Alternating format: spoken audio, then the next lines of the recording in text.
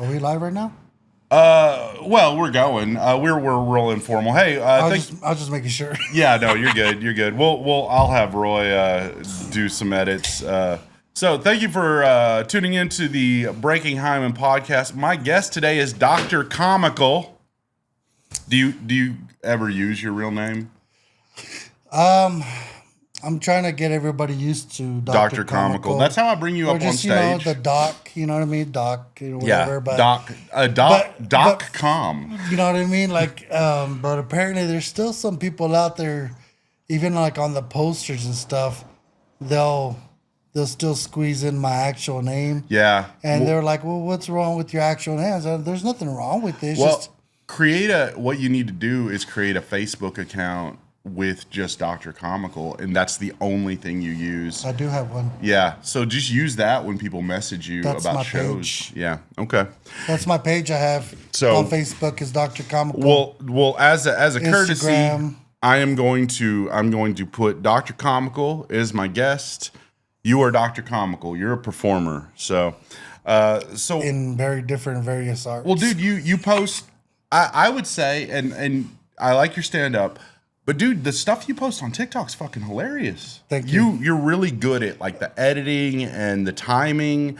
I really like that. It's definitely my bread and butter. I'm very proud of that there. I've been doing it for quite some time. Before I actually started diving into comedy more seriously because I was always on the road.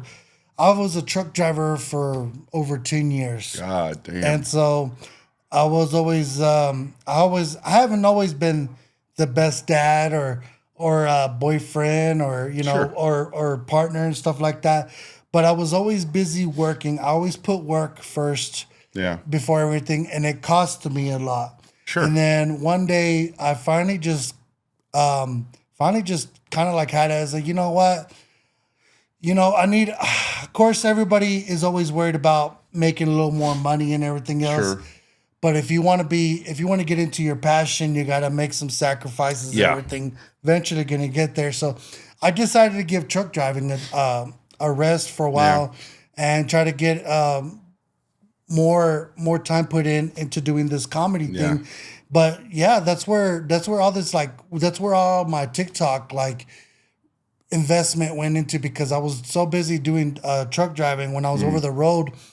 Anytime I did have time off, which was usually I didn't know where I was going to be half the time. It could have been in Louisiana, California, so you're across Texas, country, all across country, everywhere from California all the way up to New Jersey and everything. Good God, man. Everything in between. So I never knew where I was going to land at, and sometimes I would just drive. I would drive along. I would listen to my music, but I was also come up with ideas for my TikTok and sounds and everything else. So I was like, well, I can't do comedy yet because it's not a set schedule. Yeah. Because truck driving, you just don't know how it's gonna go. Truck driving, you can go into it. Anybody who has really real experience in truck driving knows you don't have a set schedule. Right, yeah. You're going to get to a destination, you're going to load or unload, and it could take you anywhere from 30 minutes till 12 hours to a day and a half. So you can't plan shows. No. Like you could maybe hit open mics, but even then it's like, well, I want to go to this open mic, but yeah. I would go to open mics with bags under my eyes. Shit. Just trying to get a little time in. And that's where finally I just, when I was just by myself, I wasn't seeing anybody anymore. Yeah. I decided, you know what I mean? And then I was like, you know what? I'm going to invest more time into comedy. Yeah. And so where was the first open mic you did? The first open mic was in, it was in Lubbock, Texas. Here? Yes, it was here in Lubbock, Texas. At the Lantern? At the Lantern Tavern? Yeah, and so I was probably there. I think you might have been. I remember you were there. Red was there. Oh, yeah. Red, that's an important thing because he's not at a lot of open mics. And last but not least, Rafa. Rafa, okay. Rafa was you there. don't forget Rafa. And Rafa was right there, and when everything was said and done, he gave me a big piece of advice and everything. He told me what I could work on and everything, and he was really nice from the get go. I can honestly say. I met Rafa the first night I ever did comedy 3 years and a couple months ago. So Rafa's like the godfather. I told him the other night, I was like, Rafa, you're the godfather of Lubbock comedy. He's like, no, I'm not the godfather. I'm like, well, you're like the Tio of Lubbock comedy. And he's like, godfather sounds too formal, too, dangerous. And I'm like, yeah, he's very humble. He is, man. Well, and the one thing I love about Rafa is Rafa doesn't, like a lot of comedians, we talk a lot of shit. Like I get in fights with people. I get in, arguments. I'm just trying to be funny. Rafa doesn't do that shit. He is just cool with it. Like if you're being a fucking 100% dick, he will tell you, and he tells me when I'm being a dick. Yeah, but it's not it's in a very like loving way. He doesn't sugarcoat, that's for sure. No, he does not. But he didn't sugarcoat it with me. Yeah. He let me know. Yeah, he's like, bro, this is how you could do better, bro. You tell the shorter jokes, bro. You can usually, to tell you the truth, you can usually tell he's in the room whenever you hear his special accent. Oh, he's going the on. Best. It's such a thick accent, but it's very much a part of him, and it's a great it's a great part of his character and everything. You know what I mean? So you and I think we were Facebook friends before I remember like, oh, that's Dr. Comical, because I'm Facebook friends with like fucking everybody that's in the comedy world. But the first time I remember interacting with you and meeting you was in Amarillo about 1.5 years ago at the Circus Room. Circus Room, that's right. Yeah, because and that's the first time I saw you go up. And then you came to Lubbock not long after that. And you're just around. We've done a lot of shows together in Midland and here in Lubbock last week at the Cigar Lounge. I did a lot of open mics in Amarillo there. Mm-hmm. But man, I mean, when I first was starting out, I was like those horses with the blinders on. Yeah. And I thought I was great, but I wasn't great. Sure. Everybody starts out like that. I mean, it's nothing wrong with having confidence, but at the time, I thought I was doing pretty good. Yeah. But man, I couldn't do like past 5 minutes to save my life. Mm-hmm. And now I can do probably probably 15 easy, no problem and everything. But at the time I was just like, and they weren't even that great. It would probably take me a while just to get to my point and everything. Yeah. Because I was just so distracted. But I did a lot of growing because I went to different bars and different places to do open mics. I even went as far as like in Tennessee and Memphis. Really? There, yeah. And there it was kind of tough because I showed up thinking, okay, it's just gonna be an open mic, but it was a clean open mic. Oh. And I was like, I couldn't do that. I don't think I've ever shown up to an open mic and it's been clean. Like I've only done a couple of clean shows and I knew they were clean beforehand.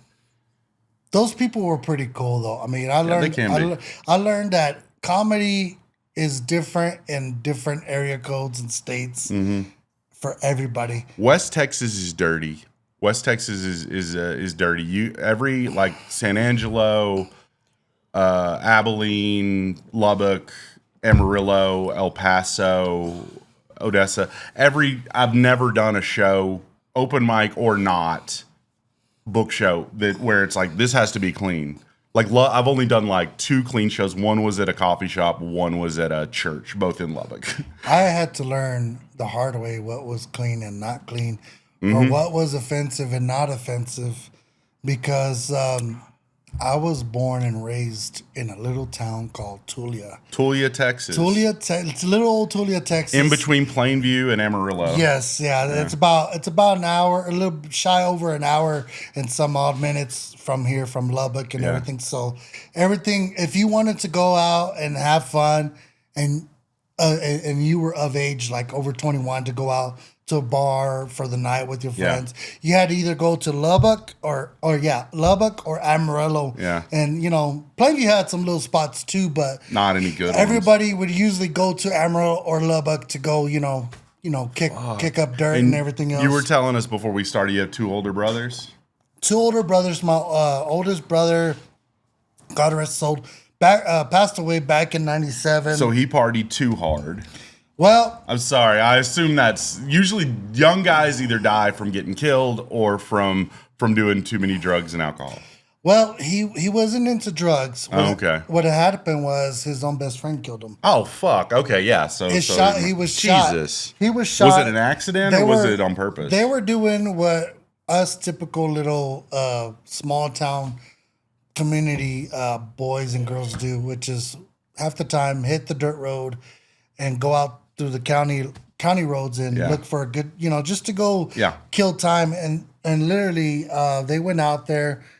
And nobody really knows what happened because at the end of it, his own best friend, after he murdered my brother and another best friend of theirs, he ended up turning himself. Okay. Yeah. Well, he deleted himself. Yeah, you know he unalived. Yeah, so before he can actually, before we could find out the truth. So it was just one of those mysteries, you know what I mean? So, but that's just like every other comedian's life, right? Dude, that's what makes us great comedians is the trauma, right? Well, my grandpa, I was telling somebody this last night. My grandpa, my dad's dad, he got murdered by his girlfriend's ex-husband. That was in 1988 when I was 5 years old. And my dad died in a car accident. So I have some so it's like, I don't know what my life expectancy is because motherfuckers are getting killed. My uncle died of cirrhosis because he was a drinker. He lived to be like 50.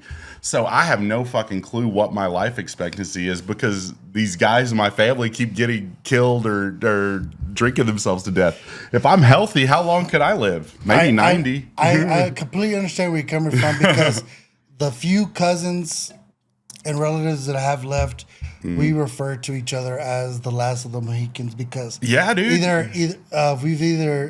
most of everybody's already died off. Yeah. And in my family, my mother, she barely died back in 2019. Damn, dude. She was the second to the oldest sibling, and up until then, all of her siblings, like most of her siblings, like my uncles and them, they didn't see past 55. Yeah. 50, 55. Damn. So you're the generation like down. 11. She was like 11. There was like 11 children in her family. You know what I mean? And so she got to have to bury most of them, including her mother, her father, and them, and everything else. So there was like a lot of people that just died in my family and everything. And the way they went wasn't like peacefully in their sleep at all. You know what exactly. I mean? It was like almost like kind of like a curse. So that's kind of like part of my mind thing too, is like, I don't want to go out like that. I want to break that chain. Yeah. And nobody, I don't think anybody like in my family other than, a few cousins that have been to college. I got a cousin who's been spent his whole life in the military and everything, and that's great. Yeah. That guy will live for a while. Other than that, nobody, like, as far as entertainment goes, like, I'm probably like the first one in entertainment. Really? I was the only one in my immediate family to actually graduate. My mom and dad didn't graduate. My dad went to the 7th grade. Wow. My mom went to like the 3rd. And you went all the way and got your doctorate. Dr. Comical. And BS. FBS. And that's why I call myself Dr. Comical, because I got a doctorate in BS. Because doctor of bullshit, man. You don't know if I'm messing with you or not. Well, it's funny because one thing I do when I bring you up, or when I hosted the show last week, I was like, his doctorate's in philosophy, clearly, or hamburgers. Yeah, there you go, man. Yeah, dude. So you, as a trucker, you probably saw some wild shit. Boy, did I ever. Well, okay. I think that was another thing too. Like it was either you could be at the truck stop or out in the road, but that was another thing why I didn't want to continue with over the road trucking, and I would have to try to take breaks from it because, there you are, you're waking up in some other state. It's a beautiful day. But then you see, drive. you got maybe one or two sheriffs or city cops that pull up to a tractor trailer. Okay. With an ambulance. Oh, it's a dangerous job. But not only that, but it's not like you heard them. They just rolled up.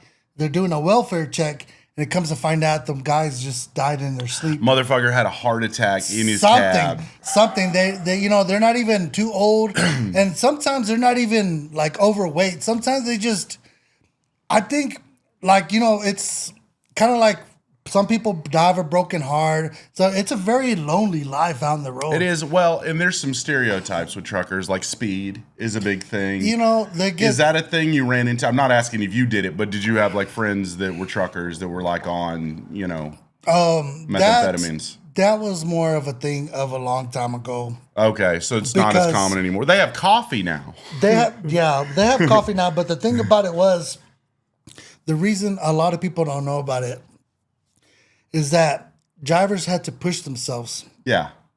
Before, like, the union. Yeah, you could. And the laws. You could only drive 8 hours at a time, right? No, I mean, or 12. No. Well, it's 11 hours.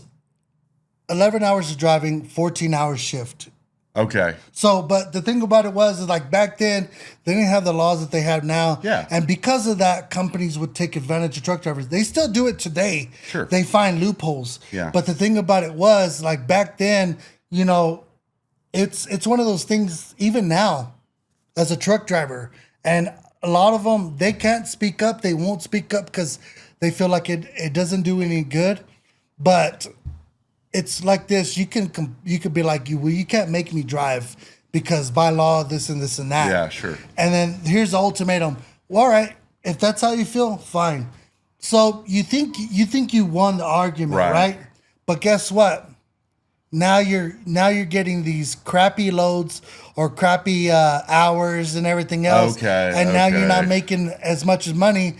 And that's how they kind of like with a regular job. Whenever they're trying to push you out, they start cutting your hours really down. So if you complain, they find other ways to push you out. Right. You know what I mean? Okay. So that's why a lot of drivers, there's a lot of great drivers out there, and there's a small percentage who mess it up for the rest of them. And they're very misunderstood. But these people, these truck drivers out there, they really are the backbone of America. They do things, they do amazing things that other people don't see behind the lines. And I'm one of those people, and I want to say that I always believed in don't let your left hand know what your right hand is doing, or however that saying is. The Bible, whatever. Well, it's just it's also just like a well-known saying, like I got in the universe, you know what I mean? But here's an example of what I mean. A lot of people, they want to do good, but they have to have their phone glued to their hand to show, look what I'm doing. And I did a lot of good when I was out there, or I tried to when I had the opportunity.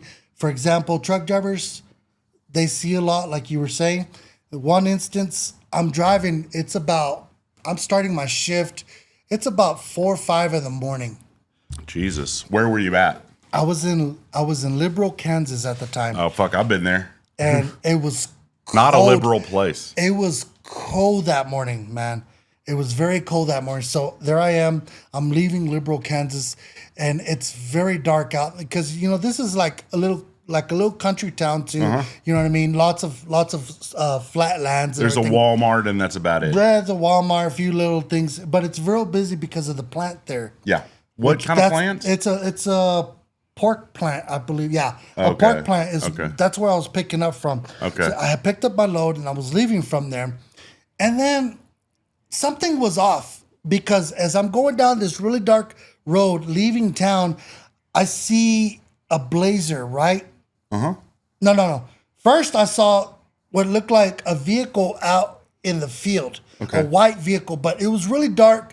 But the only reason why I saw it was because it was white, right? Because it kind of stuck out to me. I was like, well, that's a weird place for a vehicle to be, but maybe somebody jumped on their tractor. This is the long-winded part. So what happened, dude? Somebody maybe jumped on their tractor. Yeah. And they left their vehicle there because it happened. They do that a lot. Okay. Down the road, not even half a mile, I see a blazer with the ass end chewed up. So there's been like a wreck or something. I immediately pull over. Yeah. Because I put 2 and 2 together. I go walking out there, and it's dark out there. Yeah. I'm running down the road. Sure. I'm going into that field. and I hear a voice. Yeah. Can you help me? I can't find my phone. I'm like, oh crap. And Yeah. it's just dark out there. I'm like, are you okay? He's like, yeah, I need to find my phone. And then I see a car seat that belongs to a child. Jesus Christ. And then I'm like, no, please no. And I did not want to see it. And then he's like, and I creep up to the vehicle because I'm thinking this guy's probably not all there. Yeah, sure. He was just in a car accident. So I go check, but there's no child. It was just him. He was on his way to work to the plant. So it was an empty car seat. It was an empty car seat, dude. But he was a family man. Right. I waved some people down. I told them to call 911. 911 came, and we finally find the guy's phone. And he calls his wife. And she's like crying hysterically, like, God. Are you okay? He's like, yeah, like this truck driver pulled over, he saw me and everything and all this other stuff. And it was just a crazy moment. And I thought to myself, so you if were I like, had not stopped. Yeah, sure. And this guy, he was hurting so bad. What happened? Was he bleeding? Was he? I think he was sitting there, like he couldn't even really walk too much. Jesus Christ. And ain't no telling what could have happened to him. Yeah. Had I not put two and two together and stopped. Yeah. And helped him out. Well, that kind of shit. That's scary stuff. And that's just one example. Sure. I'm sure you saw that kind of stuff. And that one had a good ending. Then there wasn't a dead baby. That one had a good one time in Tennessee. I don't want to hear about dead babies. No.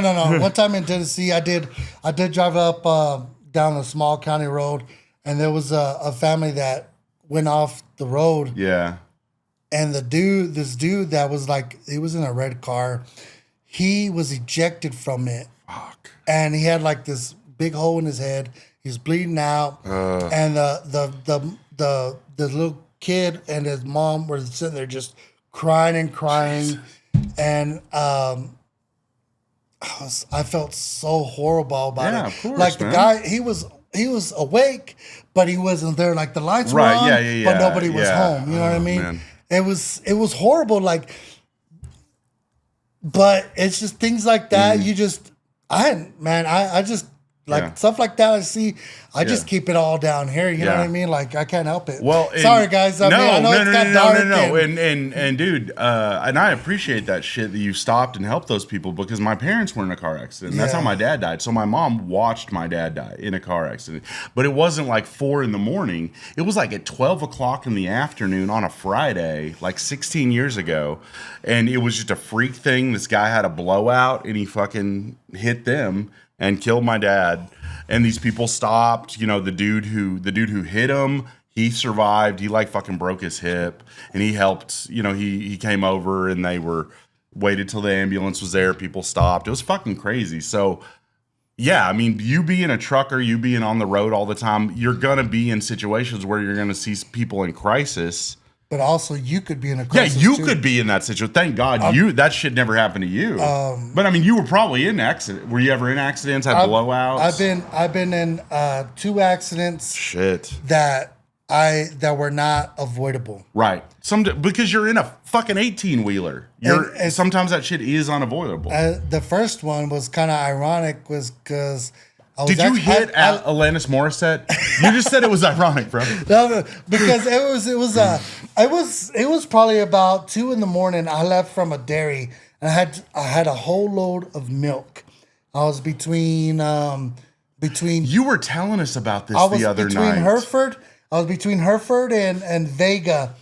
And out in the middle, out in that road. What is that, 387? 385. 385. And it's notorious for accidents. Yeah. I lived off of there. I lived between Vega and Dalhart. Yes. I lived at Boys Ranch. Yes. And I was sitting there, I was driving, and next thing you know it, because the road's so dark and everything, and all I saw was glowing eyes.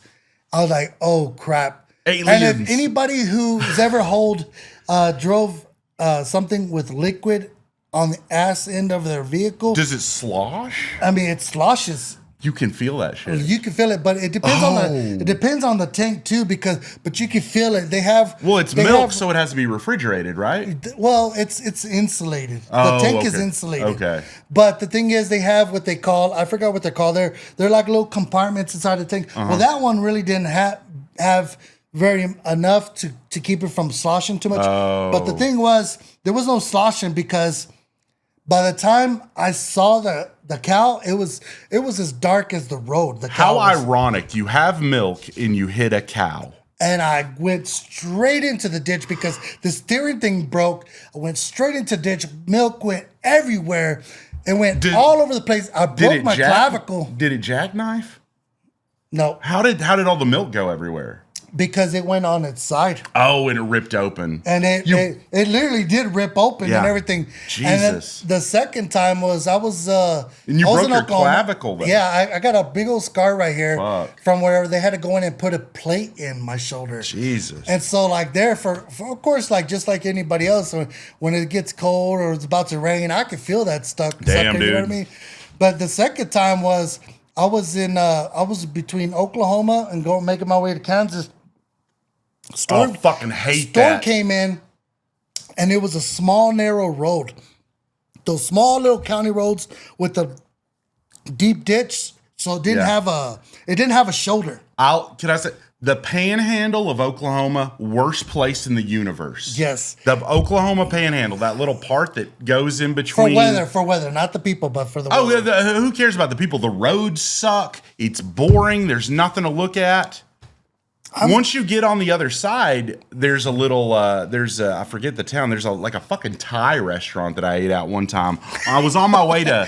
And it's not even real Thai people. It was probably like a Mexican. Yeah, no. This lady was probably a Mexican. There was like a 70-year-old like Thai or Cambodian. Yeah, but me and my ex-wife were on our way to fucking Grand Island, Nebraska. Grand Island, Nebraska. You've probably been there. It's neither grand nor an island. Neither, dude. If I looked at the map, I'd be like, I've probably been through it or next to it. It's a cool town. There's like 50,000 people. My mom's cousin and her daughter live there. But okay, so so that's like Tulia is only about 4,000 or 5,000 people. Yeah, dude. But a town of 50,000 isn't big enough for anything to happen there. You have to be like 100,000 plus for it to even be a town worth living in. In my opinion, it's enough to start some shit for a nest of STDs, but that's a whole other conversation right there. So you were in the Oklahoma Panhandle. What happened? Yeah, and I was making my way up to Kansas, Dodge City, as a matter of fact.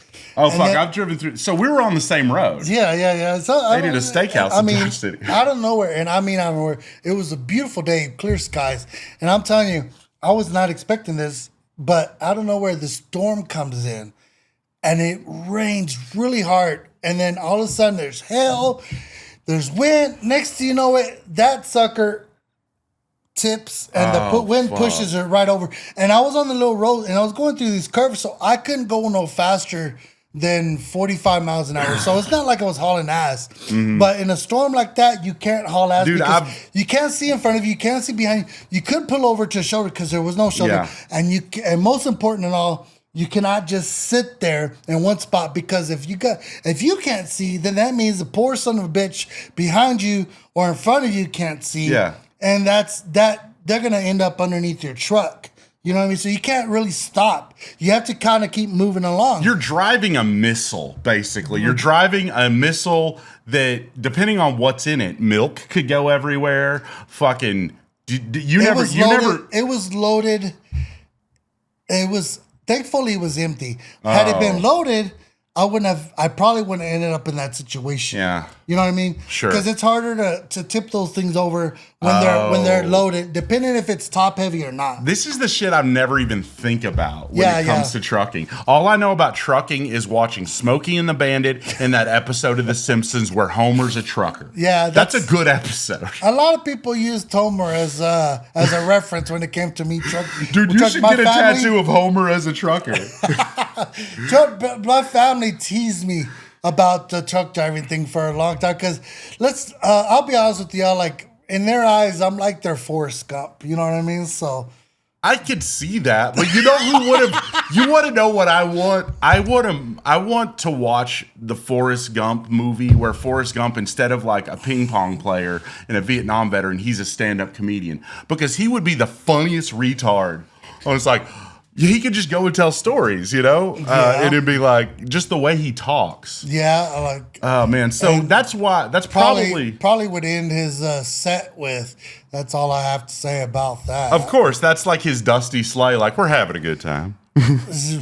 We're having a good time. Or like fucking what is Larry the Cable Guy? Get her done. Get her done. That's what Dr. Comical needs. You need a catchphrase, dude. I've thought about a couple of catchphrases, but what have you thought about? You need to bounce this off other comics. I will eventually. You say, that's all, folks. But you know what? Whenever I get like probably a decent break out there, that's probably when I'll bust out with it. Yeah. Because I don't want to use it right now. And you don't want to be seen as hack right now. I don't want to use it right now, and then somebody else take it out from right. me, and I can't be like, well, that was my catchphrase, but. So how long have you been? I'm gonna just start calling you Doc because I'm not fucking calling anybody Dr. Comical. So Doc, what do you? How long did you start doing stand up? When was your first open mic? Because you've always been funny, obviously. It's been about at least a good 4-5 years back since you did your first. Since I did my first, and even before that, people had been telling me I need to do amateur comedy and everything else. But like I said, I always put work and everything else before, and I was too busy trying to be like a family man and everything. Right. You know what I mean? How old were you? I know you. Did you knock a girl up in high school? Right. I think she was like. No. You were in high school. I was in high school, but I was in high school, and at the time, I didn't know I had a boy out there. You know what I mean? But how old is your kid now? Because you're 40, right? I'm 41. You're 41. Okay, so I'm 2 years older. Yeah, he's about 23 right now. Damn, dude. So you were like 22, 18. 23 and shit. No, I was 18, 19. I was about 16 going on 17. She was in her 20s. Good God. She was in her 20s. So Black girl, right? No, Mexican girl. No. So she was already she was down south. So I didn't know about it. She had told me she had a miscarriage. Oh. You know what I mean? And so she didn't take me to court until I turned 18. Oh, so she could get child support. So she wouldn't get in trouble. Smart. So she wouldn't get in trouble. You know what I mean? Oh. But that's a whole other... Early 2000s were a weird time because it's like nobody really cared if like a 17-year-old boy was fucking a 20-year-old girl. But for legal reasons, yeah, she's not going to try and take you for child support. So were you paying child support from the age of 18, basically? Yeah. Damn, dude, you've been on the... How many kids do you have, Doc? Me? I got 4 kids, brother. How many? 4 moms or 5 moms? all different moms, man. All different moms. That's crazy, man. I didn't start fucking until I was 23, and it was the woman I married. Man. That's why I don't have kids, because she was crazy, and we just never had any accidents. She also blast me in the head. If I end up dead, it's my ex-wife. Yeah, 100%. Oh, definitely. It's always they'll find a way to. You have 4 women. Did you marry any of your baby moms? Yeah, I did. And how many times have you been married? Once. Okay, just once. I married one of them. I married one of them. But if you have a kid with a woman, that has to be worse than marriage, because they can hit you for money anytime. Like, no, I'll be honest with you right now about that. You see, they weren't. It takes 2, man, and I'll be honest with you. It takes 2, but I was the problem as well. You know what I mean? Of course you were. You're a stand-up comedian. We're always the problem. I mean? So I was a problem as well, and everything else. I'm no saint or anything like that, and I'm no dad of the year. But that's why now I'm trying to turn over a new leaf. I'm trying to. I can never undo what I did in the past. Yeah. And everything else, and that's why I'm trying now to to fix everything or try to do Or better. at least make restitution for what you did. Exactly. You know what I mean? So Sure. I'm not gonna there's no scenario where I'm gonna come out to look like the badass in this. No. But if you become a famous comedian and just throw money at the problem, then you've made good. But you see, that's the thing. Like, money's not gonna fix everything. You're right. You know what I mean? But it doesn't hurt. But at least if I can make enough money, I can actually be able to make a decent living. You know what I mean? Sure. And that's what we all want. Thankfully, the person that I'm with right now, Dre, shout out. She's an absolute angel. She's got the biggest heart. Well, she texted me earlier and she's like, hey, Roy's got a different number. Yeah. She's like, Doc has a different number. Well, because, my phone had got cut off and everything else. I didn't know that. And so she used one of her own phones and got it activated. So you have two phones right there. Yeah. Well, one, it's kind of Copenhagen. It's complicated because on one phone, I got all my social on it. And because of security reasons, if I want to try to put it on a different phone, I think you were telling me this last week. It's gonna send a text to confirm that it's actually me. Right. And I can't get that text if my phone's cut off. What a pain in the ass. You know what I mean? So, but like she's been really great. Yeah, she's a tattoo artist too. We should give her a shout out in her shop. She has been such a big supporter of my stand-up comedy. She's been pushing me. Well, she's an artist too. She's a very great fucking artist. A much better artist than you are. What much better artist. Now, she didn't have much of a sense of humor per se when I first met her. Ooh. Because at first she would take things a little rough. I had to kind of work with her. You'd be like, what are you talking about, bitch? And I never talked to her like that. You don't roast her like that? I used to roast my ex-wife, but she would roast me. That would be absolutely disrespectful to talk to her. Okay, like that's that. good man. I don't talk to my women like that. I talk to women like that. I don't talk to my women like that anymore. There's a difference. Now, if there's a lady that comes up and like there's women that can act like, or even men I've seen that act like a total bitch. Yeah. But I have to be absolutely pissed off at you to call you one. Yeah. But that's not something that I like to do. You know, I did it in jest. It was always like as a joke. Like clearly I don't mean you're a cunt until I do. No, well, I can't talk to them like that. You know what I mean? Like, yeah, you're a good guy. You just impregnate them. Women are incredible creatures. You know what I mean? I don't disagree, but they're also illogical. I think they're just misunderstood. Oh, what a good take. That's why I think they're just misunderstood. Yeah. But no, she's been really great. She's been a really great supporter of my comedy because I have nothing bad to say about your girlfriend. She's awesome. I've been with one who sat there and told me, "You're not funny. They're just laughing at you, not with you." And I'm your friend, and I can tell you that's only sometimes true. Sometimes they're laughing with you. Sometimes, you know what I mean?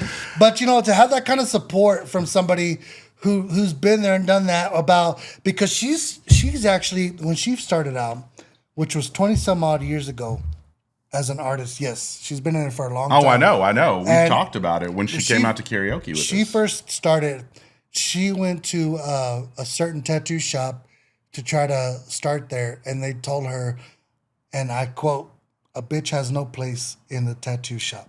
Yeah, that ain't right. Like, I mean, some of the best tattoo artists are girls. I've never had a tattoo done by a girl, but it's because I'm a misogynist and I just don't like women. And now she's like the one of the most well-known artists around.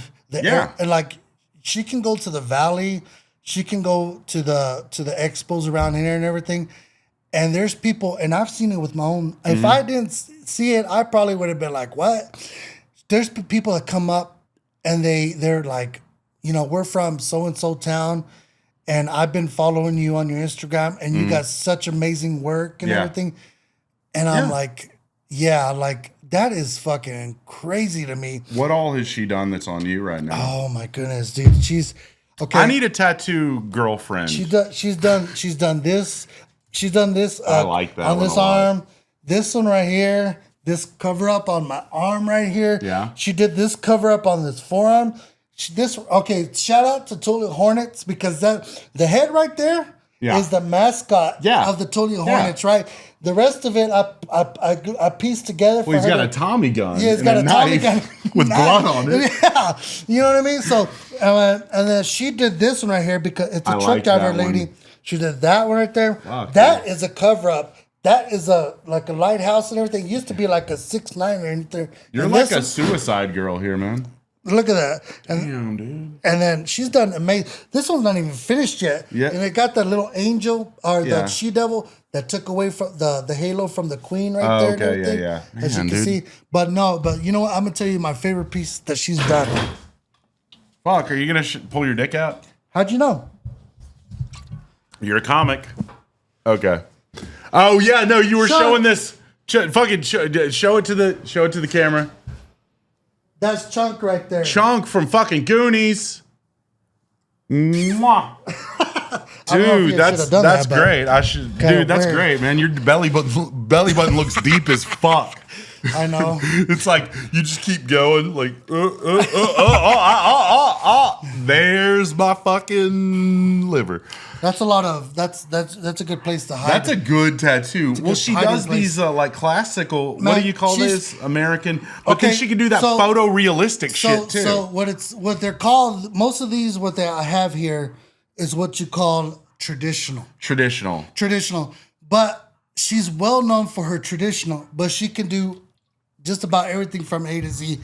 And you that's can the get thing a about her. good tattoo of your dead grandma, not a bad tattoo of your dead grandma. I mean, not the dead part of it, but when she was alive. Yeah. But no, exactly.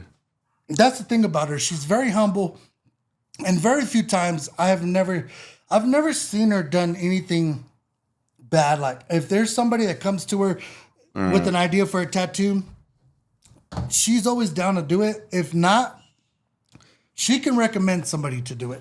All right, I want to get. Does she do animals? Does she ever do like animal tattoos? Oh like yeah. Okay. Let me see. Let me show you something because you know her skills. You sleep with a woman. You ought to know. I mean, do you have a tattoo on your dick though, Doc? We've never slept together. We're sleep on bunk beds because you and her. Could she do Winston? She probably could. She probably could do Winston. Yeah. Right here, man. I want Winston right here. I forgot what it's called, but she doesn't sleep with anybody. Like how, what do you call it? Like are you making a joke about your girlfriend being asexual? We're just together, but we don't like. She pegs you. How'd you know? Because I think like a motherfucker. She pegs you so you don't sleep. She makes you sleep in the other room. No, I'm totally. And then she just like I'm totally kidding. She fondles me at any minute, any moment that she has. Which part does she fondle? Like your titties or your belly? Or whatever she wants. I mean, because your jowls. I'm at her mercy. You know what I mean? It's so funny to me that like I used to be fat. You met me like I was pretty fucking fat. Like not at my fattest.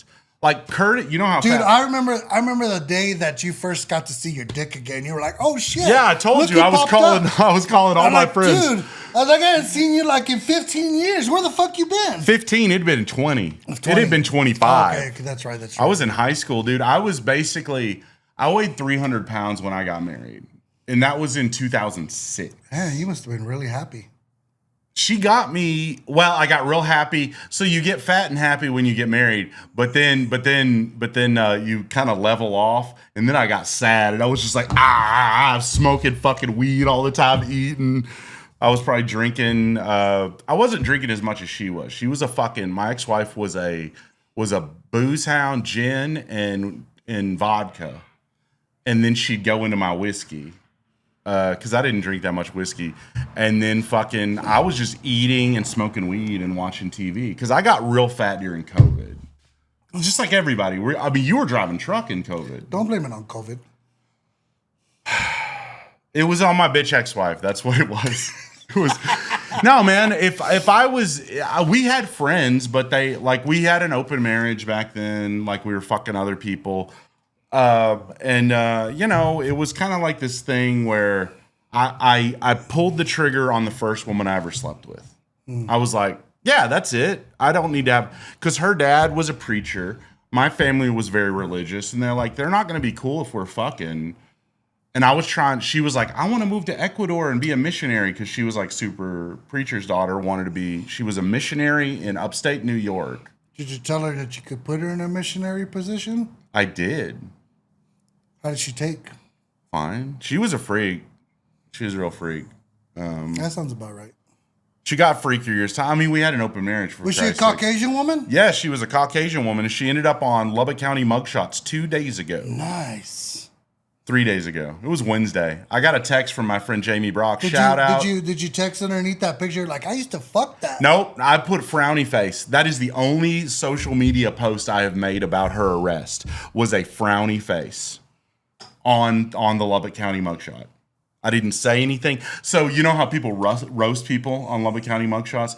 The first bitch says, do you ever watch Kindergarten Cop? I'll show you. I'll show you the screenshot.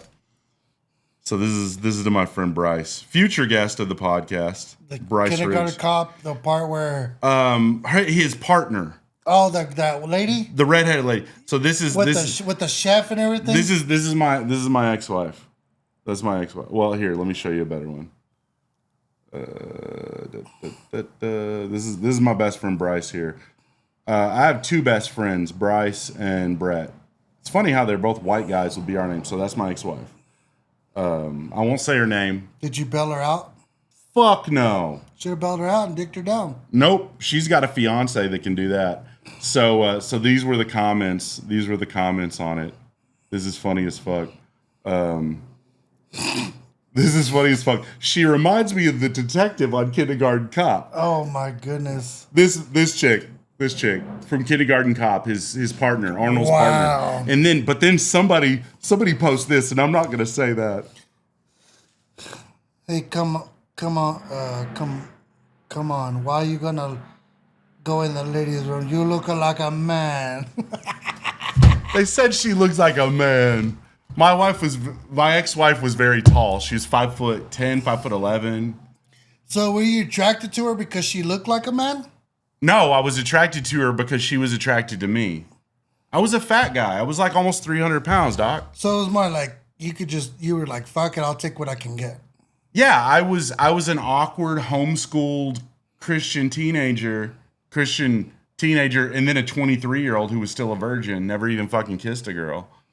I got fucked. So you don't have that much experience. No, I had zero experience. She had zero experience. So like. So what's your body count now? I don't want to say. Less than 50.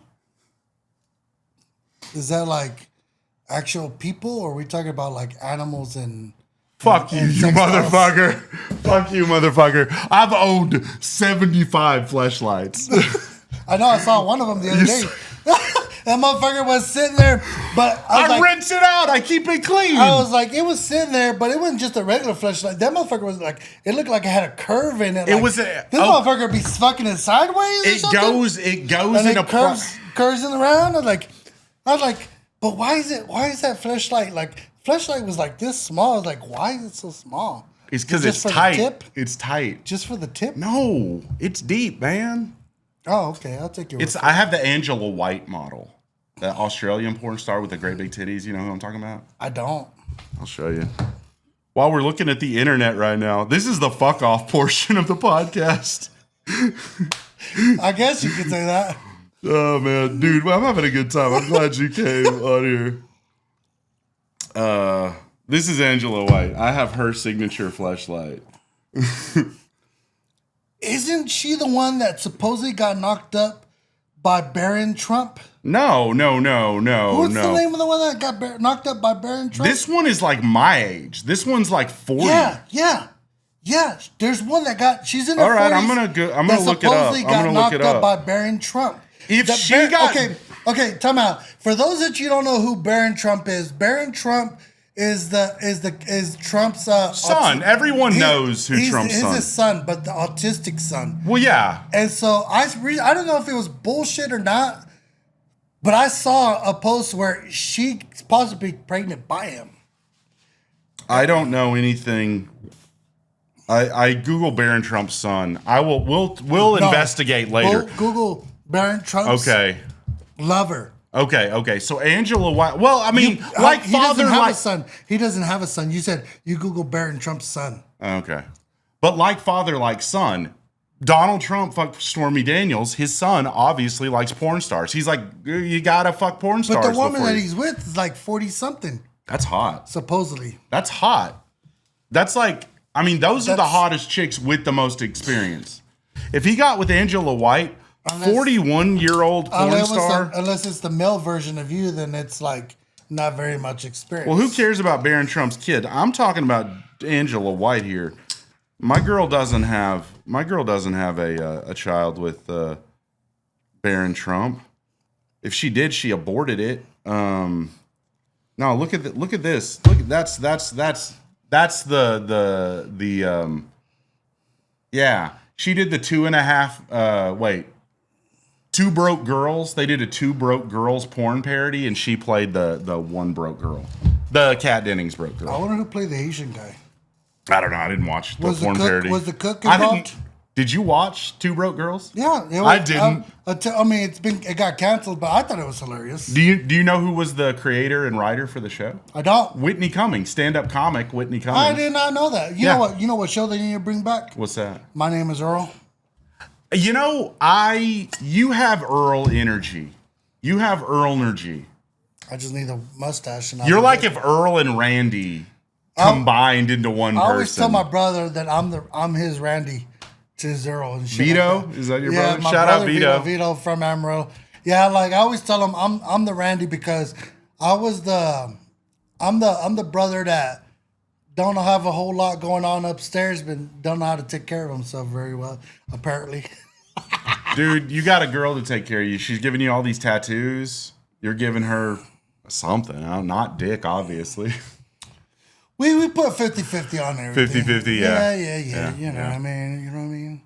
So she's a great independent woman, you know what I mean?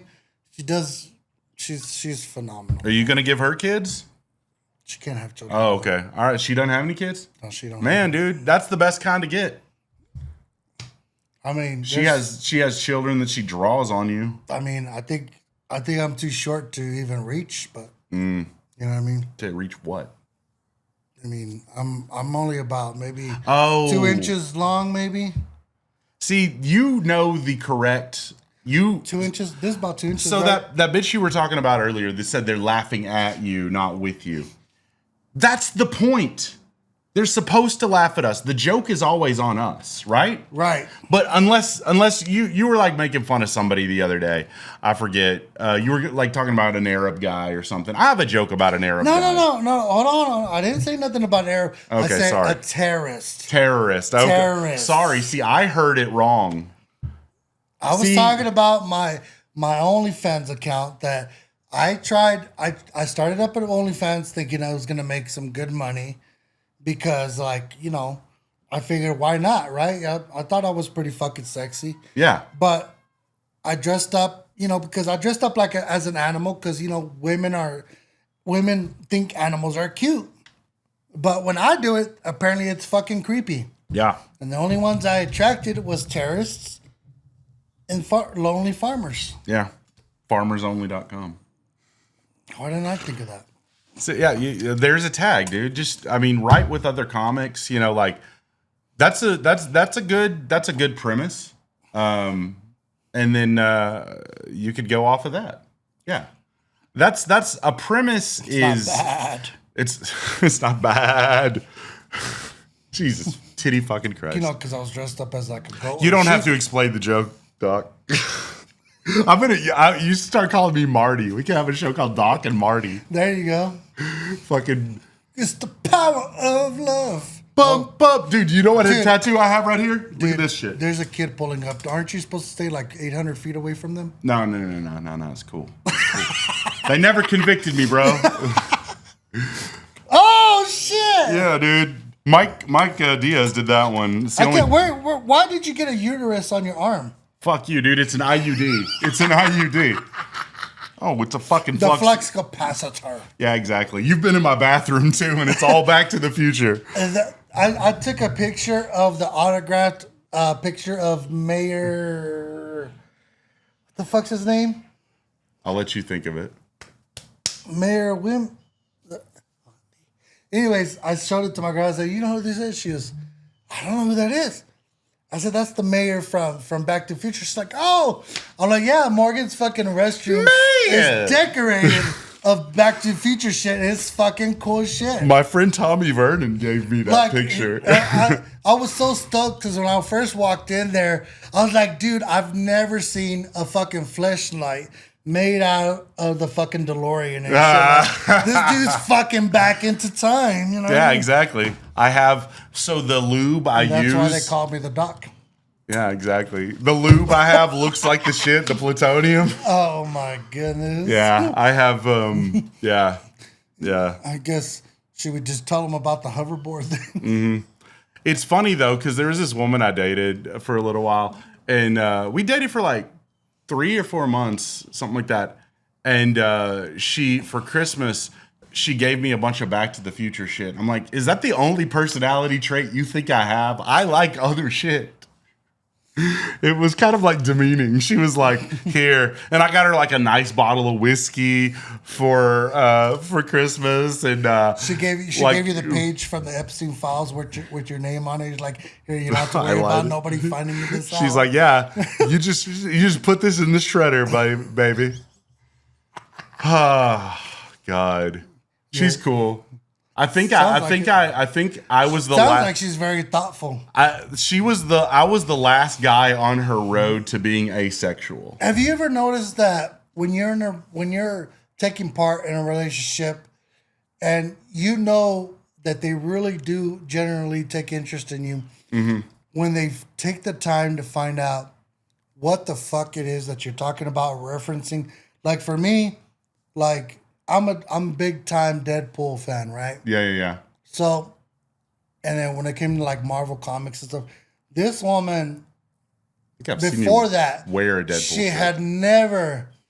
She's seen some movies, but she binge watched all these fucking Marvel movies. Nice. Just so that way she can understand the references that I was making. Well, yeah, I mean, that's what it's like dating a retarded person. You have to do that. Fuck you, don't call her that.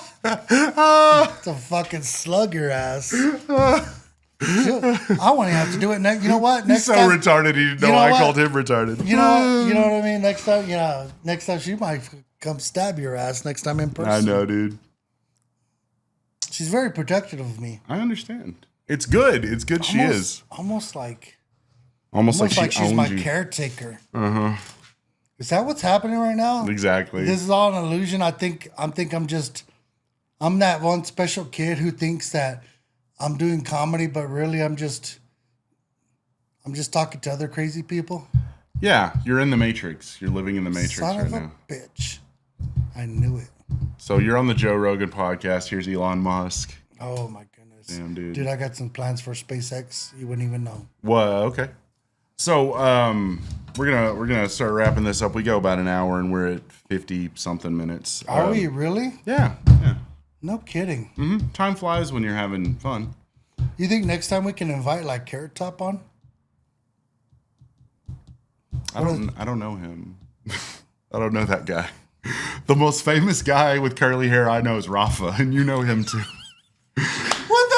He's also a prop comic. He's like, the only guy he's the Whataburger chicken sandwich. The only redheaded curly hair guy I know is Red. Yeah, and it's not that curly. I mean, he's got the short curlies probably. Shout out to Red. Shout out Red Giles. I remember that first night I was taking pictures, and I asked Red to take pictures. This motherfucker took selfies. Mm-hmm. Yeah, that sounds like him. I like this son bitch. Yeah, he's a good. He's a great fucking tattoo artist too. Yeah, he is. He did all of these, all except for the golf, and then he did this guitar. Which one's your favorite? The guitar. Of all the ones no. Honestly, Dude, this one right here, it's a microphone. It's a cover up. Oh shit. Yeah, that's Red, and that's my most recent tattoo that Red did on me. It was a cover up. Me and my ex-wife had matching hearts with a 13 because we got them on a flash when we were married 13 years. So, but I was like, fuck that bitch. And I got this, old fashioned like mic. I like that. That's pretty fucking cool. That's my favorite one that's Red's done. So, at what point in time are you going to be like, I'm good now? Whenever, like, okay, look, I'm trying to say is when you reach a certain level in comedy for yourself. Yes.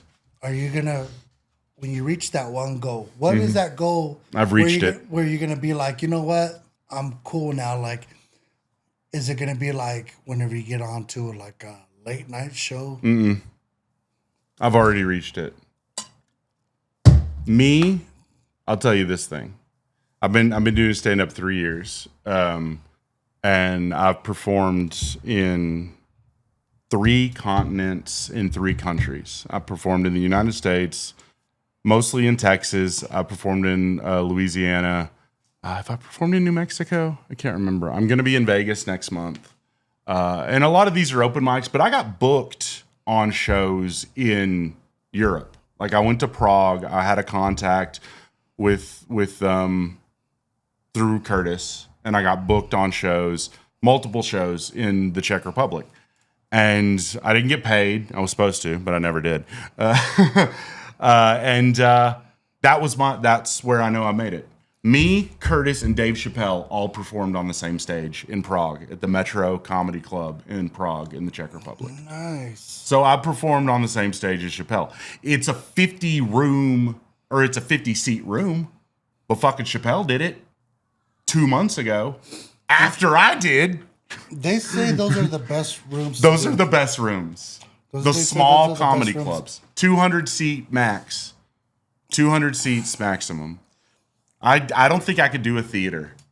I don't think I could do like a 1,200 seat. Not at this point in my career.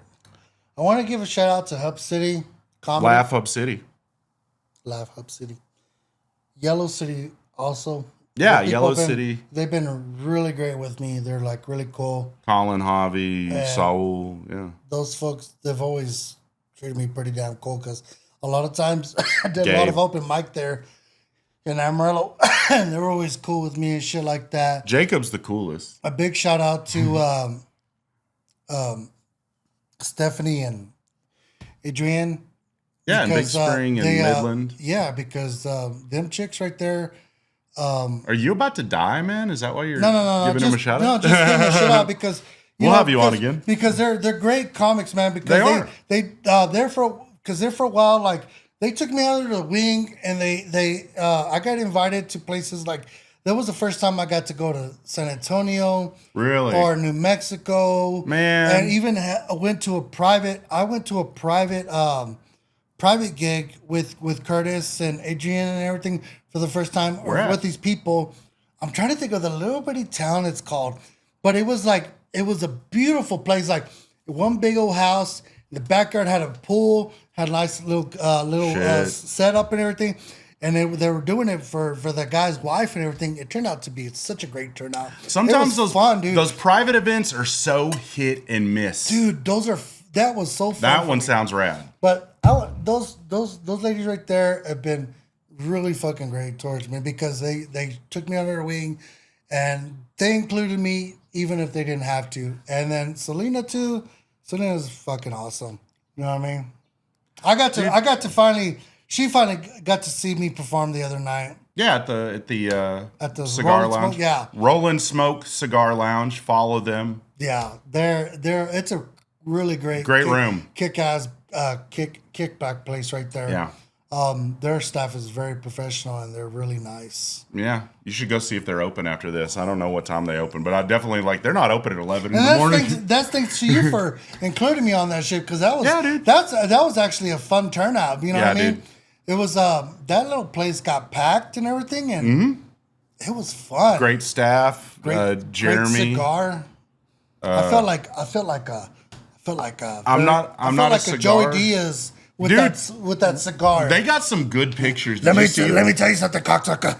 Yeah, I always think of like Tony Soprano. So Kamala, you got the ZD. My friend Bryce can do the best fucking Tony Soprano. So, well, dude, it sounds like you've gotten to do some cool shit. Like you've gotten to do some private stuff. Like I will say, comedy is never like, oh, I've made it. It's a ladder. You never know where the top is. You're up several rungs. You're doing private stuff. You're getting paid to do comedy. Yeah. That's the biggest thing. Another shout out to Mike Shields. Yeah. We're going to be doing a City versus City in San Angelo, Texas on the 27th. That's right. You're with the Midland team? Yeah, I'm with the Midland team. And you're battling Abilene. We're going up against Abilene. Okay, I only know one of those comics. There are only 2 comedians that are in Abilene, They Texas. are And totally I know new to me. I've never had the pleasure of meeting them Tim before. Jolly's cool. Me and Tim Jolly were on a festival together last year. I'm looking forward to it. Hey, Roy, our producer and benefactor. My tocayo. So that's cool. What day is that? The 27th. I might have to. Let me see what I have. At the end of the month. Let me see. That's just in a week, dude. And if y'all can't make it to San Angelo, then make your way to I got shit that make night. your way to the eccentric comedy one. They're at Cotton Flat Records in Midland, Texas. Yeah. That's at the end of the last Saturday of the month. Last Saturday of the month too. So Same day. if y'all ain't got shit else to do, go check it out. That one, it's no cover at all. Okay. At their That's a Midland. free show. Yeah, so y'all look me up, Roy San Miguel, Dr. Comical online. Google it, you'll find it. I mean, I'm probably the only fat fuck on there that anytime I tell anybody that I'm a stand-up comedian, they always ask me, oh, like Fluffy? Like fuck you. You know what I mean? Like, why can't it be like a Richard Pryor or something? Because you're not black. Or funny. Turn off the lights. Oh, shit. Turn off the lights. Oh, fuck, yeah. Okay, so, all that shit, follow him. So this is the Breaking Hyman podcast, so I'm about to ask you the last question. Breaking Hyman. Hyman's my last name, duh. Breaking Hyman, colloquial term for girls losing their virginity. How'd you lose your virginity, dude? How old were you? Who was it to? You can be as specific or as vague as you want. You say, it was some girl when I was 14. Actually, I was 14. Fuck. I was 14 years old. That's the most common age. 2 weeks. For Mexicans. Fucking bastard. 2 weeks before my 15th birthday, it was, and the horrible part about it was to my girlfriend's sister, who was in her 20s. Did you want to do it? Or was she like, I'm going to steal you from my sister? And you were like, damn it. No, it wasn't no stealing. Oh, so she was like, you were coming on to her and you're like, you're hotter than... No, I was stupid. I didn't know. Okay. I didn't know what was going on until it was like too late. Cause you busted your nut. Now you have a kid. She was like, no, that was somebody else. But no, but she was like, I'm feeling subconscious about my boobs, and she picked up her shirt. She was like, would you like to touch them and everything? Oh, I was very innocent. You know what I mean? Hey, you want to touch these titties, kid? And I was like, that ain't nothing. You should see mine. That's a good line. See, now you put that in the movie that you write. That's in a comedy sketch. It's like a 14, 15-year-old awkward kid. And he's like, you should see mine. Then I had to put her back in the closet before anybody else could find her. Oh, in the mannequin store. Oh, I thought it was gonna be like a dead body joke, but you went mannequin store. So your mannequin, your girlfriend was a mannequin. I call it okay. A mannequin. We also call it a morgue. A morgue. Some people call me that. But ever since then, I've always had a stiff on my hands. Oh, god damn it, dude. My friend Chris Hobart, shit the stick. Is that what that means? I mean, you kind of fucked it up. That's what it translates to English. It doesn't make much sense, but that's what it translates to English. Well, something my mother used to say too, which my mom and dad, my dad was always mostly serious, Are they both passed away? No, my dad's still much alive. He's still in Tulia. But my mom, I think I get a lot of my sarcasm is from her because, I mean, I would ask, like, for example, one night I asked her, because I was going back home to Amarillo at the time. I lived in Amarillo. And I went down into this canyon and I hit this big-ass owl. And so I called her to let her know I made it home okay. And I was like, Mom, is it bad luck that I hit an owl? You know, she goes, no. Es mala suerte para la owl porque tú la pegaste. It's bad luck for him because you hit him. And I started laughing. We carried on with the conversation, and she never gave me an answer for that, but it's okay. I don't think it is unless it was an endangered species. Because there's like those... But you don't understand. With Mexicans and owls and everything, like owls are like... They're like a sign of something is to come or something like that. It's kind of weird. Interesting. Well, hey, thanks for watching the Breaking Hyman podcast. Don't hit owls, don't kill owls, and follow Dr. Comical across all the things. He said it earlier. And, I don't know, eat grass and smoke ass.